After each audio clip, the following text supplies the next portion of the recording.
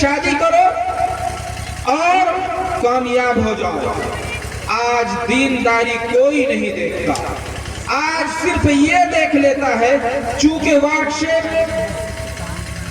Face بک، YouTube, Instagram, دیگر social media channel پر جو لڑکیوں کی برہنہ تصویریں دیکھتا ہے، نیم عوریاں جسم دیکھتا ہے، کھلے بال کو دیکھتا ہے، جسم کے ساخت کو دیکھتا ہے، تو ہر نوجوان دل میں یہی بیٹھائے ہوئے رکھتا ہے کہ اسی طرح کی لڑکی سے مجھے شادی کرنا ہے۔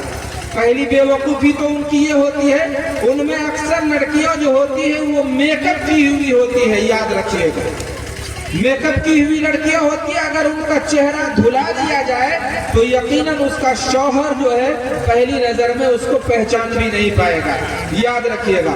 تو اس طرح کے تصورات کو ذہن میں رکھ کر جب آپ لڑکیاں دیکھیں گے تو یقیناً آپ کو اپنے معاشرے میں نہیں ملے گی۔ اپنے معاشرے میں اوریجنل خوبصورت لڑکیاں ملتی ہیں۔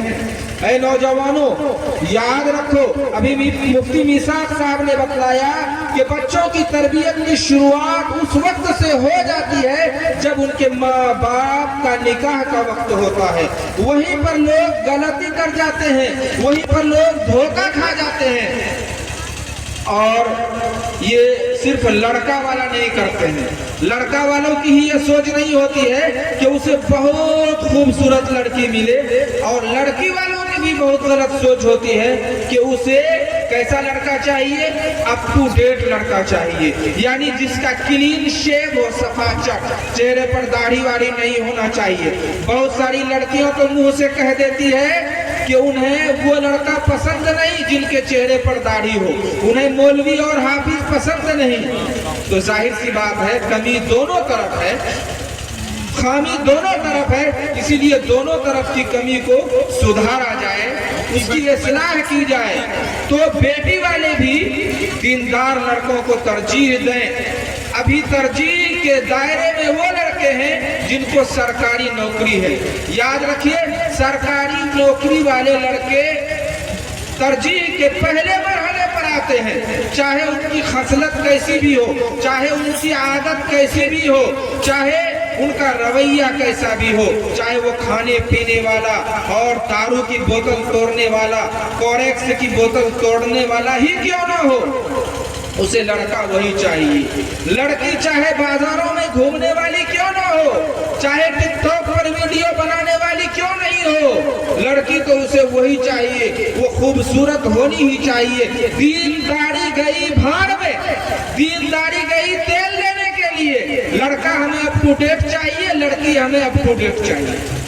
بتلائیے معاشرے کی اصلاح کیسے ہو جائے گی؟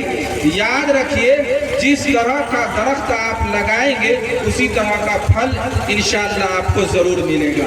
تو میں یہ کہنا چاہتا ہوں کہ لڑکے والے بھی ایسی لڑکی کا انتخاب کریں جس کے اندر دینداری ہو، جس کے اندر دین کا عنصر ہو، جو دین پر چلنے والی ہو، اور لڑکی والے بھی ایسے لڑکا کو ترجیح دیں جو دیندار ہو، جو دین سے جڑا ہوا ہو، جو اچھے معاشرے میں رہتا ہو، جن کا معاملات درست ہو، گویا نیک ہو۔ اور تیسری بات میں یہ عرض کرنے لگا ہوں کہ شادی بیاہ میں یہ جو خرافات ہمارے یہاں ہو رہے ہیں ان پر کیسے کنٹرول کیا جائے۔ کوئی مولوی صاحب کی بیٹی کی شادی ہو رہی ہے، بیچارہ مجبور ہے، دروازے پر بارات آئی نہیں کہ پٹاخے کی آواز شروع ہو گئی، دھواں دھار پٹاخے کی آواز، اس سے بہت سارے لوگوں کو جسمانی تکلیف بھی ہوتی ہے، کان میں جھنجھناہٹ ہوتی ہے، پردے میں اتنی زور کی آواز ٹکراتی ہے کہ بہت سارے لوگوں کو کان کے ڈاکٹر کے پاس علاج کروانے کے لیے جانا پڑتا ہے، ENT کے پاس جانا پڑتا ہے، اور بہت ساری جگہوں میں اس سے حادثہ بھی ہو جاتا ہے۔ کون ان کو روکے گا؟ بغیر دعوت کے بہت سارے لوگ جو بارات میں آنے والے ہوتے ہیں، ان کو کون روکے گا، ان کو کون ٹوکے گا؟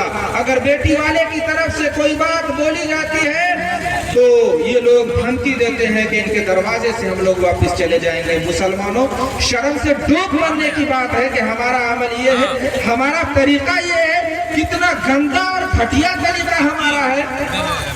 اور 50 कम से कम 50 स्कॉर्पियो में गाड़ी में हम बारात जाएंगे, ताकि नाम हो हमारा के फला साहब जो है इतनी गाड़ी लेकर के बारात आए, और गाड़ी पर स्टिकर लगा हुआ होगा, फला बीबी, लड़की का नाम लिखा हुआ होगा वेट से फला, फला वेट से फला। हालांकि अल्लाह तबारक व तआला ने ये मिजाज दिया है कि जिस तरह से औरतों को पर्दा में रहना जरूरी है, उसी तरीके से औरतों के नाम का भी पर्दा जरूरी है। आप कुरान करीम का मुताला कर लीजिए, तहकीक कर लीजिए, आपको मालूम होगा कि हजरत मरियम अलैहिस्सलातु व तस्लीम के अलावा कुरान करीम में किसी औरत का नाम नहीं लिया गया है।